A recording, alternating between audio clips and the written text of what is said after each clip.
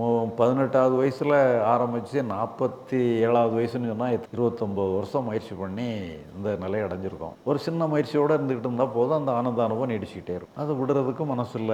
அதே நேரத்துல வச்சுக்கிட்டாலும் பிரச்சனையா இருக்குமோங்கிற மாதிரி அப்படியே ஓடிட்டு இருக்கு. 1 வருஷம் முடிஞ்சுட்டு. இன்னும் இந்த ஆனந்த அனுபவத்த விடலைன்னு சொன்னா நம்ம உயிர் பிழைக்க முடியாது.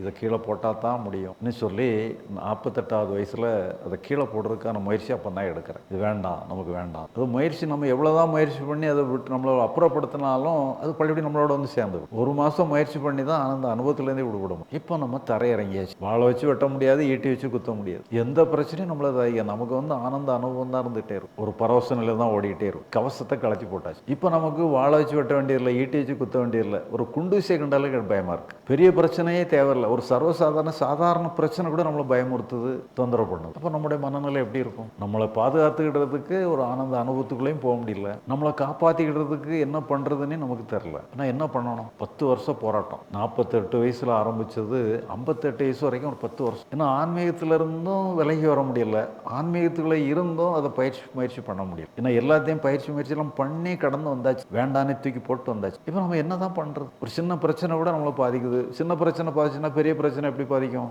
எல்லா பிரச்சனையும் நம்மளை பாதிக்குது. நிம்மதிங்கிறதே இல்லை. ஆன்மீகத்தில் முயற்சி பண்ணி நம்மளை பாதுகாத்துக்கிடுறதுக்கும் முயற்சி பண்ண முடியல. ஒரு நல்ல நிலைக்கு போனாலும் நம்மளை பாதுகாத்துக்கலாம், அப்படி போகவும் முடியல. இங்கே வேற பிரச்சனை கிரியேட் ஆகி ஒரு 10 வருஷம் போராட்டம். என்ன பண்ணனே தெரியாமலே ஒரு 10 வருஷம் போராட்டம்.